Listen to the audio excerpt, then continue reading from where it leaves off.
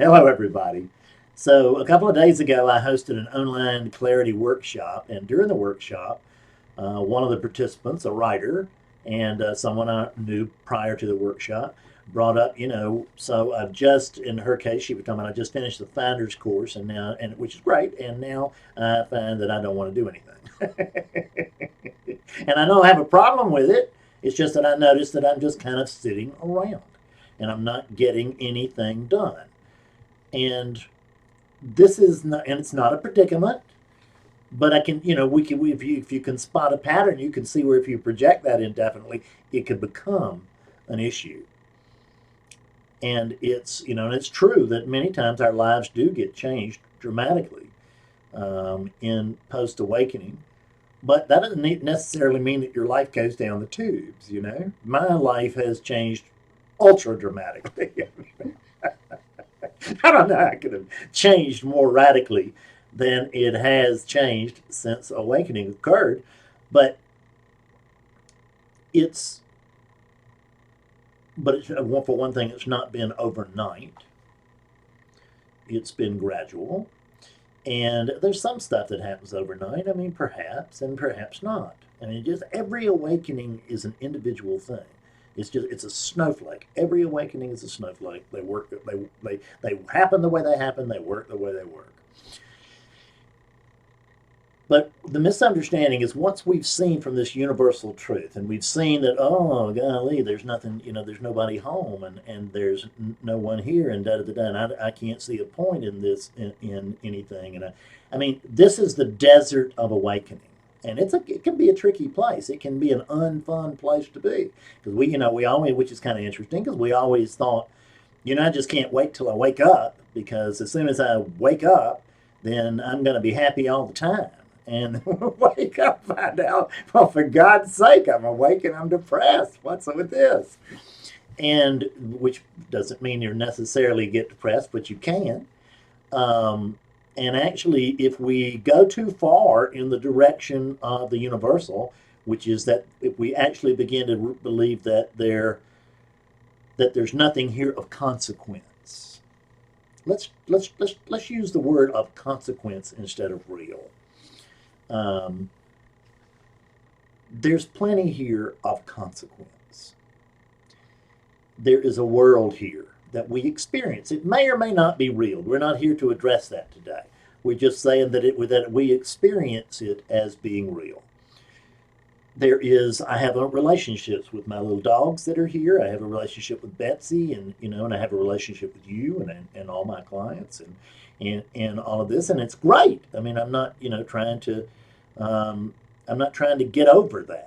I'm not trying to overcome all these wonderful advantages that I have or all these wonderful relationships or anything else. But just because there's no one home here doesn't mean that this thing is off the hook.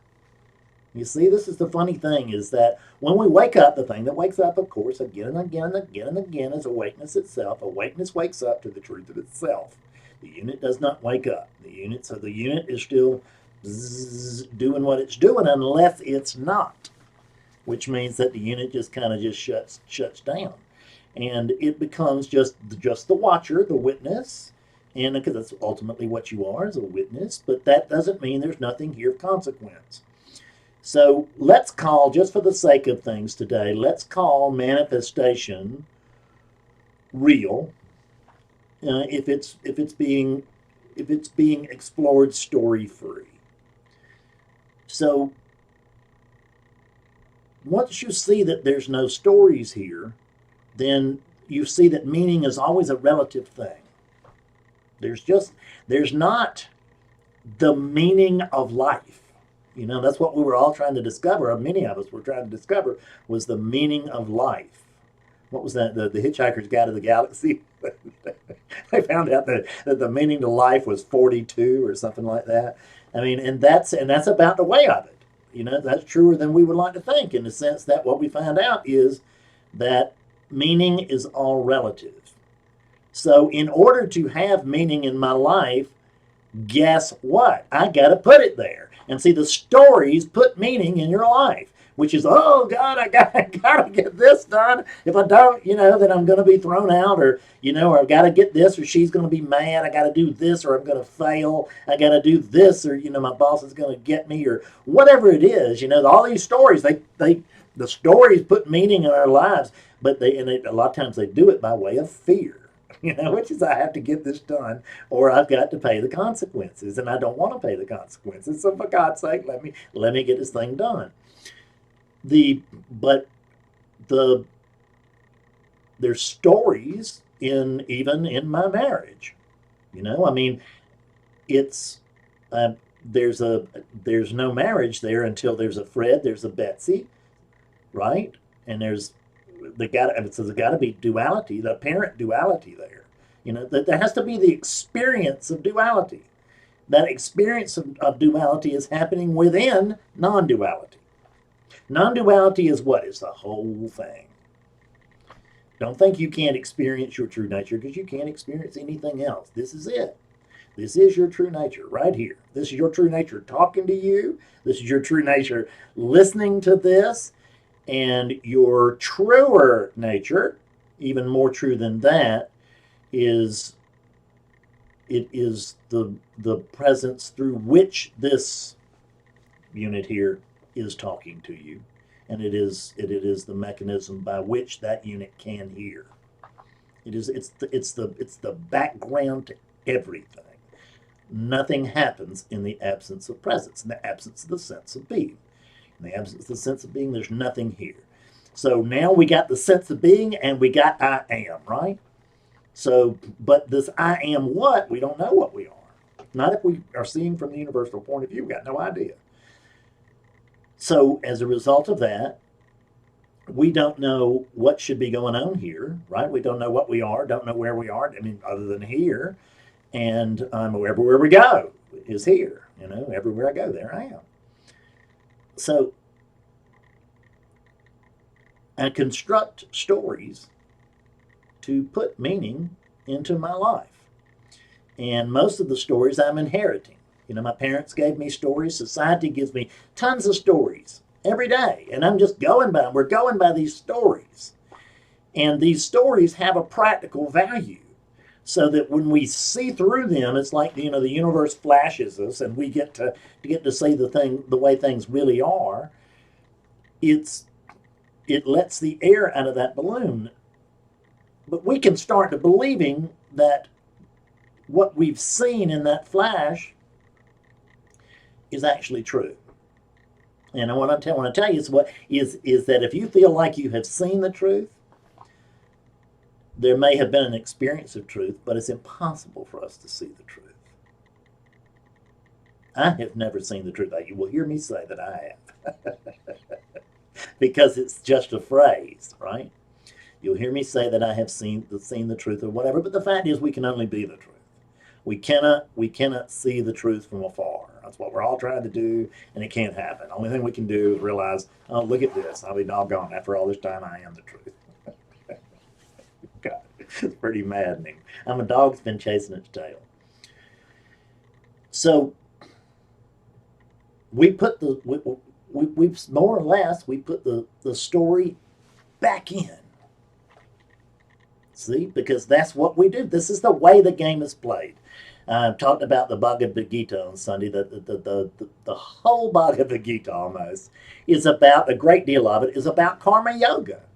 And back in Indian philosophy, there's several different types of yoga. There's karma yoga, which is the yoga of action. There's bhakti yoga, the yoga of devotion. There is jnana yoga, the yoga of knowledge, which is what this is. That's really what this is. We call it non-duality, and Advaita, and we call it the living method of awakening and all that. That's fine, but it's still jnana yoga. It's still that yoga of knowledge. That's the way that we're getting there. That's the reason that the people that I work with, I mean, they all got big brains, and the good news is that once you figure out you're dealing with a big brain, you can figure out how to trick it. But you can never do it as long as you don't know you're talking to a big brain. So that little inside knowledge has been very helpful for me.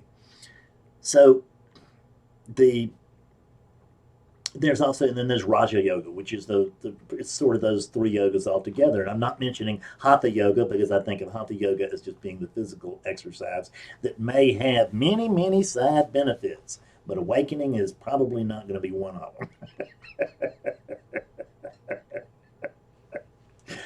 So, Karma Yoga, this yoga of action, means that I just do stuff. I give this thing my best. I don't give it my best because there is no because. I just give it my best. I give it my best because my experience is that I'm here and that's the way the game is played. This sounds too ridiculous to believe, but I have, but it's not. It's if you take my example, is that the other day I had someone who told me, well, I'm having trouble doing this and that and the other, whatever, how we all do or whatever. And I said, well, I don't, because I don't actually do anything. And that's true. I do not. When I say that, though, I'm speaking to you as consciousness. Now, and consciousness doesn't have to do anything. It's all happening for you. It's not happening to you. But Fredness, this pattern, it's a part of this play. And you got a role. You got a job in the play. Why the play? Don't start asking why. You just suffer so much asking why, and you never get anywhere. Because there really is no why. The only answer to a why question is why not. Right? Why not? You got all eternity, all infinity. Why not have a party? And that's kind of what this is. So it's the divine entertainment. And and I know that just, oh boy, that just kind of knocks out some of the serious stuffing out of our spiritual path. But we need to knock some of the stuffing out of our spiritual path. My God, we all walking around just so grim and serious. And my God, we got to put on our special clothes. We got to meet in special places and do special things and all that. And it's just hooey. I'm not saying that can't be fun, and I'm not saying it can't be useful, because just like my home that looks like a mystic museum, I got stuff all around that creates a certain atmosphere, and that's useful as a grounding. But I don't think that I need any of this stuff. I don't think that any of this stuff actually has anything to do with awakening. But it's a nice atmosphere. I got to have some kind of atmosphere. Might as well have one that goes along with what I do for a living, and what I do for a hobby, and what I do for entertainment. Because this is all that I do, being a one-trick pony. So there's no point in my saying, well, none of this stuff means anything, and throw it out of here, and then go bring in conventional decorations. Why would I want to do that? See, then that's overreacting. That's saying, oh, none of this means anything, and therefore I must. See, that's the thing, is that none of this means anything, and therefore I must. But we're right back to an I, aren't we? I must. What we're going to do here is talk about that action will bring about the meaning, and it will bring about the motivation. The Karma Yoga is all about doing the right thing. It's all about whatever the right thing feels like at the time, because sometimes the right thing may be the wrong thing. That's the way it would look from over here, but from a God's eye point of view, what you're doing is just right. So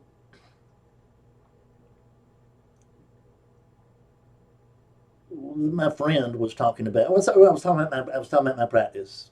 So I read lots of books on this stuff. Sometimes I get tired of it. I'm tired of it right now, and I'm not reading any books. But a week from now, or a day from now, or an hour from now, I'll just be right back in it. And I'm not doing that. I'm doing it. It kind of gets entertaining, and I get it's valuable in the sense that I get to see new ways of expressing this and see how it's been expressed throughout history and different cultures. It's valuable for the teaching. Why? So I'm putting value on the teaching, but the teaching ultimately If we were looking at it from a universal view, from what we might call absolutism, there's no point in this teaching.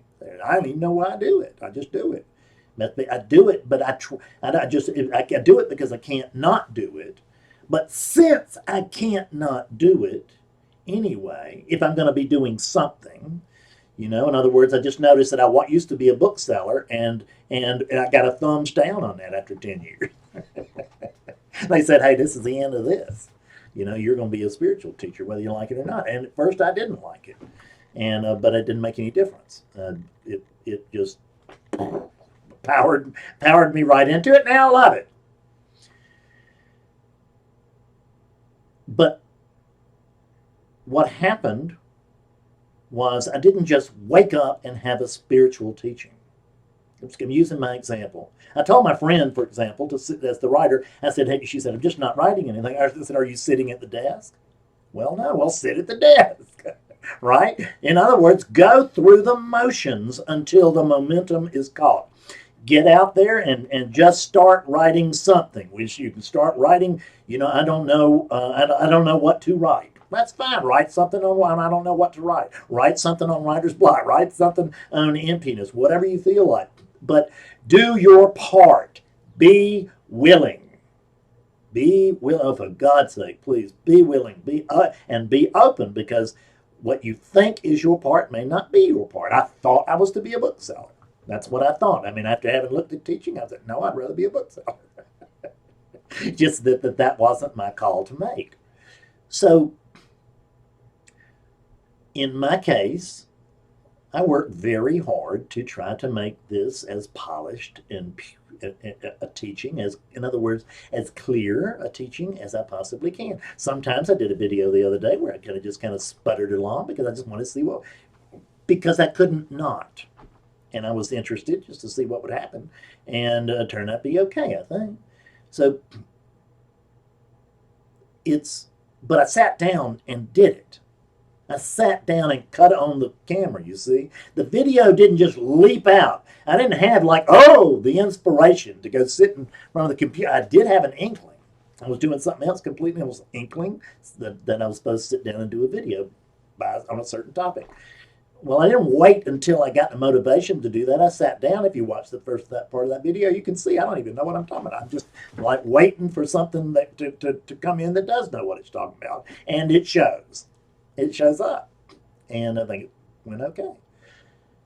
And I do that with this. With this video right here. When after I talked about this, I got a couple of emails and a couple of comments from people who were in that session who said, well, I want to hear more about Dharma Yoga and Bhagavad Gita and all of that. Please do a post or a video on it. Okay. So it's not that I feel driven to do a video on this. I just noticed that there appears to be a need for it. And so I'm open for answering it. I'm open. I'm coming and making myself available to be used as a tool. That's exactly what I'm doing. But I don't feel any kind of driven to do this, driving to get on here and save the world with my little spiel on karma yoga. Because it could, from one point of view, this whole thing is ridiculous, And I once had a session with a nice Jewish doctor in New York City, and he woke up. And he got it pretty deeply, I should say. Quite deeply, I should say. He came clear as a bell. And when he did, after a few minutes of orientation, he looked at me and he said, well, I'm going to ask you this. Is what we're doing, does it make any sense? And I said, my friend, we are, in essence, we are two dogs barking at the moon. And that just struck him as he got exactly what I was saying, which is there's no point to it. We're just doing it anyway. No, there's no ultimate meaning to it. We're just doing it. Isn't this cool? And all of a sudden he looked at me and he went, woof, woof. barking at the moon, and I woofed back at him. I don't know which one of us actually started it, but one of us started it. The other one went in. The next thing you know, for the next 10 minutes, this nice doctor and I are on Skype woofing at each other and laughing until our bellies split because you could just see it. By the same token, you can get very depressed and jump into the fact, well, God Almighty, there's no juice in my life. That's why they call it the desert of awakening. There's no juice in my life. Why should I do anything? You give this thing your very best effort. Knowing everything that I know, I still give this teaching my very best effort. I give it a hell of a lot of my time. I give it a hell of a lot of my attention. I do it. I'm reading, I'm writing, I'm answering emails, I'm talking to clients. I mean, this is it's really nonstop. I know that some people might think that spiritual teachers, is life is just so mellow and cool, and I sort of float from place to place or whatever, like Gangaji, and that's just not the way it is in this story over here, man. It's like full tilt. I mean, and I'm not drinking mango juice. I'm drinking Red Bull. I had a doctor here about a year ago, and she opened my fridge, and she said, God, it looks like an addict's refrigerator. There's chocolate and Red Bull. And Diet Cokes, just poison after poison. And so what? So what? I can't not do that either. I mean, I could put my attention on it and maybe bring some change about, but I don't have any motivation to do so. There's no pushing for that. That's not where my attention's supposed to be right now. That might be valuable in your life and everybody else's life, and it might be of some value in this one, but it's not where my attention's supposed to be. This is where my attention is supposed to be. So if you're a writer, sit down at the desk and write. If you're a plumber, go get your wrench. And if you can't find something that needs fixing, screw something up and fix it. Just get into the world of it. Be open to the fact that when you go get your wrench as that plumber, that you come back and you find yourself driving nails with it. If you find yourself driving nails with your wrench, go get a hammer and be a carpenter. You see this? You're being told, hey, guess what? This plumber thing's been good for you, but now you're a carpenter. It's that simple, because what we're trying to do is we're trying to not do. That's what we're really trying to do, as bizarre as that sounds. We're trying to not do. When we get real involved, and I get real involved in my teaching, I'm not doing that. That's what's happening. It's being done through me. I mean, they'll be just, often there's joy in it. But you know what? Sometimes there's not. Sometimes it's like, oh, God, I got to do a post. I'm going to have to stay up late to do it. I mean, it's not quite like this. But there is a sense, but there's not a draw to do it. There's a draw to go downstairs and read rather than come up here and stay up till midnight doing a new post. But I come up and do the new post anyway. Not because I'm pushed into it, but because I'm open to doing what feels like. That's the little urge. That's the little voice. See? And even if I don't have that voice, in lieu of a voice, I need to go about my ordinary pattern. Because the idea that there's nothing here of consequence from that universal point of view it's just not useful. It's not helpful. It may be true on one level, it may be true as far as it goes, but it doesn't go far enough. Because that's just, what that's doing is it's saying that it's addressing what you're not. And it stops right there. It addresses what you're not. Oh, you're not this, you're not that, there's none of this, there's none of that, da-da-da-da-da. Okay. But that doesn't free you. That lets the air out of a balloon, takes something out without putting something in.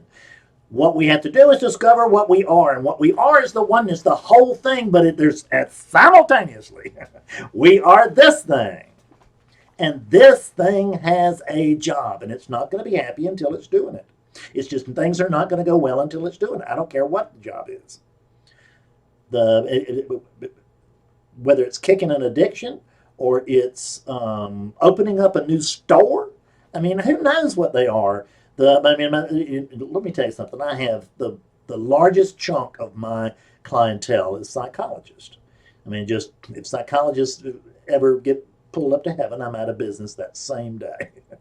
So, and sometimes, as these psychologists will come to a certain seeing, and they'll feel like that what their practice is that it's dream coaching, that it's just dressing up the dream and not going to the depth of reality. And on one level, that can be seen, but that's just on one level. See, the idea that there's just this absolute and that's all that matters, that's just not so. That's a view. There's a view that there's just this absolute, this vastness, that's the only thing that counts to hell with everything else. That's a view.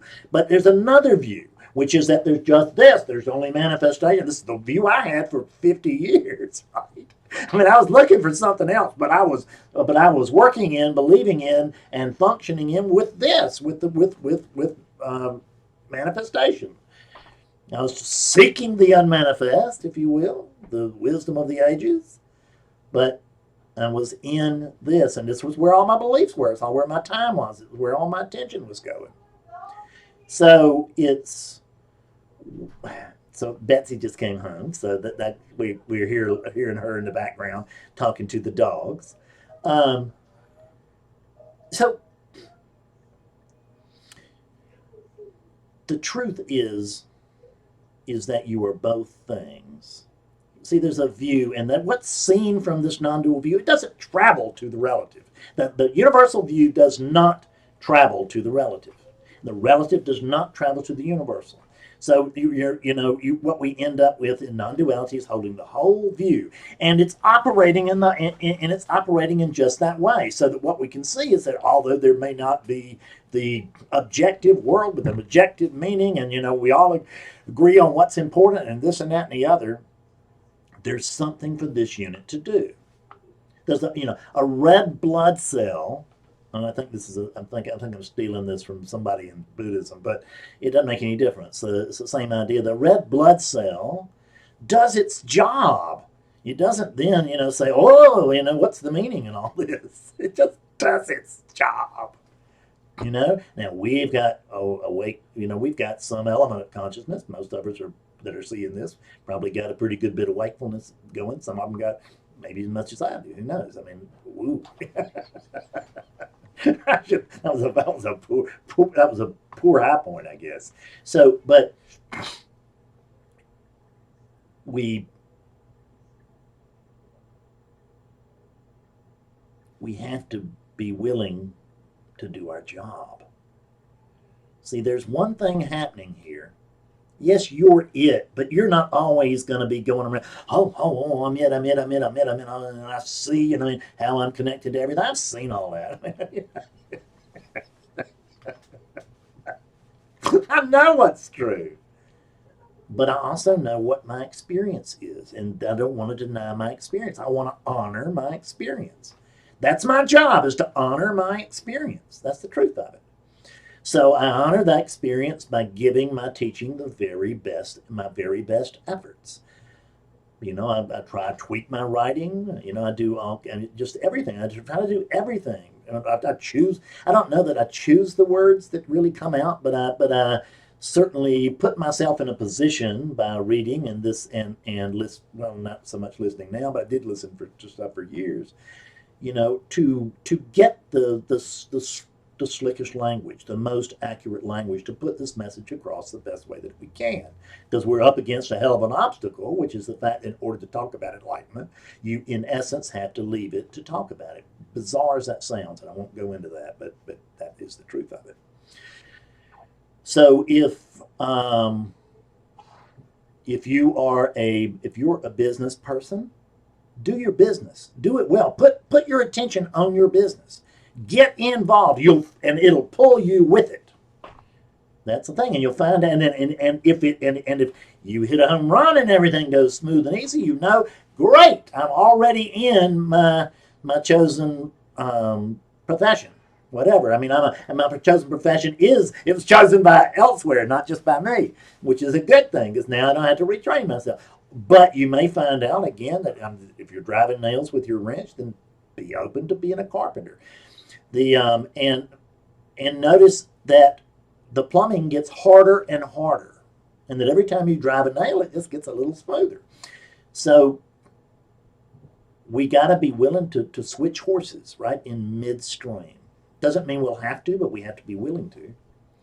You know, I have people all the time that will tell me, well, I really, really, really want to wake up, but I'm scared to death that I'm gonna, that I'm gonna screw up my life. Okay, don't wake up.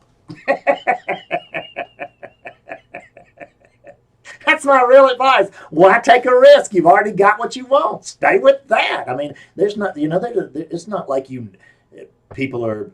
Well, I mean, ultimately, we're all moving in an evolutionary sort of way toward awakening, but it is the image of it. But it's not like there's more point in being a spiritual teacher than there is in being a gardener.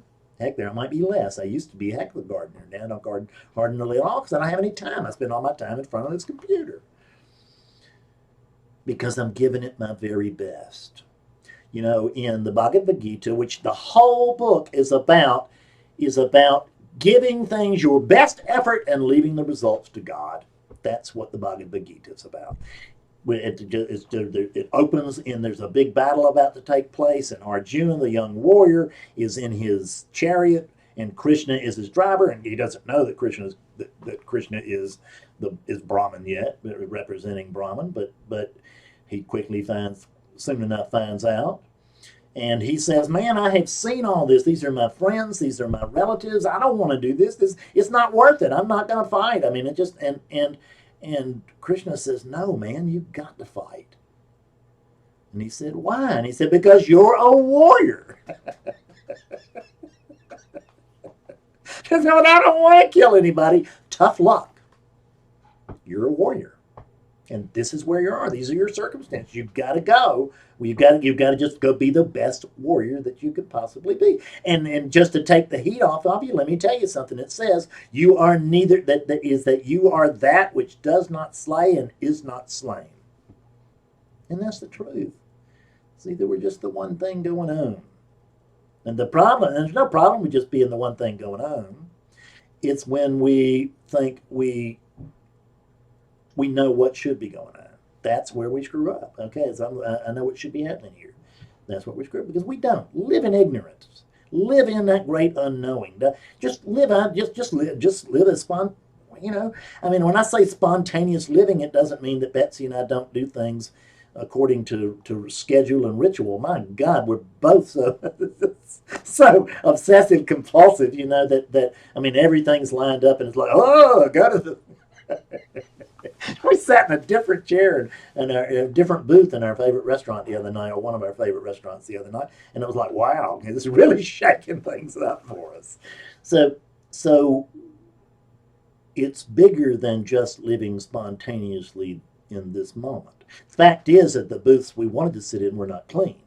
We did not then insist on sitting there and having them cleaned while we were there. We went and got a new booth. That's the willingness to flow. It's a ridiculous example, but it's a practical example. It's a true example. So the idea is to give this thing your best shot. That's your job. A red blood cell is to be the very best red blood cell it can be. Same thing with a squirrel. A squirrel's job is to be the very best squirrel that it can be. And when it meets difficulties, it's supposed to try to overcome them because that's what best squirrels do. And some of them make it through the winter and some of them don't.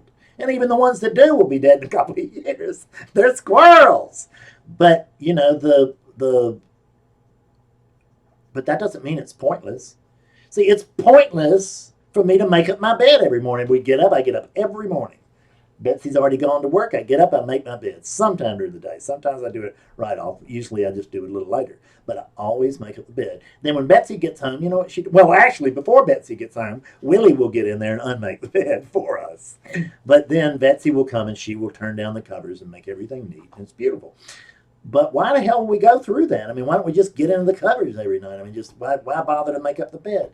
Because it's not because it's skillful for us. Might be skillful, not be skillful for you. Who knows what your unit's supposed to do? It's skillful for us to make up our beds. It's skillful for us to. I mean, I work at home, and you guys can't even see when I need a shave. If I don't put it off very long, yet I notice that I shave most days, almost all days, and I dress up to come. I mean, get cleaned up and stuff to come sit in my own study. Why? Because I'm honoring this. I'm not, just this idea that, oh, I'm just the emptiness is bullshit. I notice that you are the emptiness. Fine. There's certainly emptiness. We can say that there's only emptiness, but you know what I can come back with? There's only this fullness. There's only this fullness. This fullness counts. Nothing matters ultimately, but everything counts. How you live counts. How you work counts. How you treat people counts. The footprint you leave on the earth counts. If you recycle or don't recycle, it counts. I used to hate recycling, and now it's gotten where I can't throw stuff away. I mean, literally the body won't do it because they're like, I don't want to wash that and put it in the recycling, and I sometimes once it'll happen, and I'll throw something in the trash, and I'll just dig it right back out. There's no possible way that I can allow that to happen because it's not skillful. That pattern has been seen through, and the unit will not cooperate in carrying that pattern out any longer. It just won't. Skillful living within the dream. There's a video I just did put it on the website. It's June the 9th in 2015. I just put it up. It's called Skillful Living Within Awakeness. That's another video that it's got some good pointers on just how to on just getting by. And I'm sure that there's probably some sameness between this video and that one. I mean, I'm the same guy. It's 2 years later, but the truth is the truth, even though it's being seen differently. If you hear me say something today, and you're going to be just like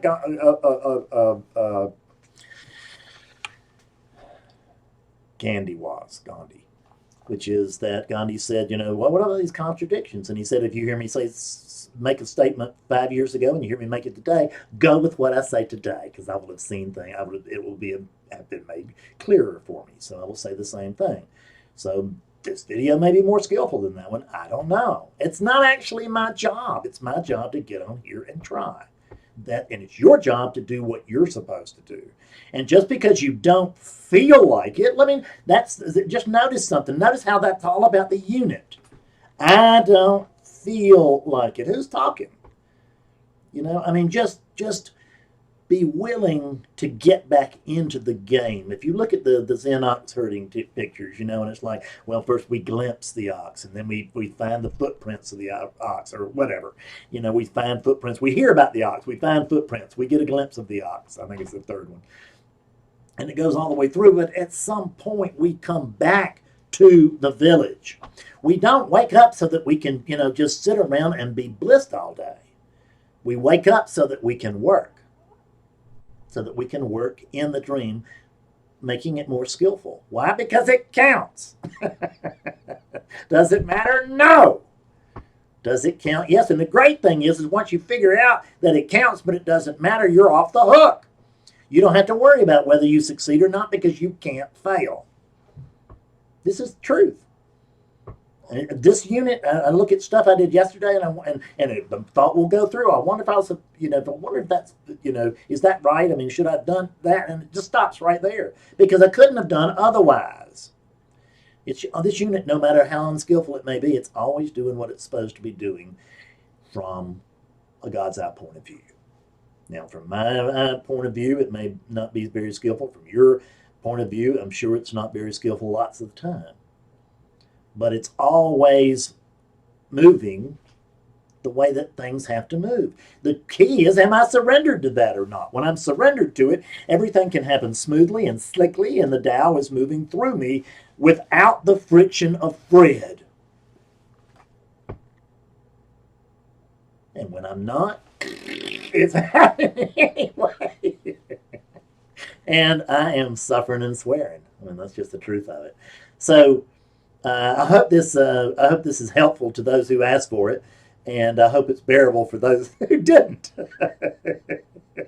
Come see me. I'll see you later. Thanks a lot. Bye bye.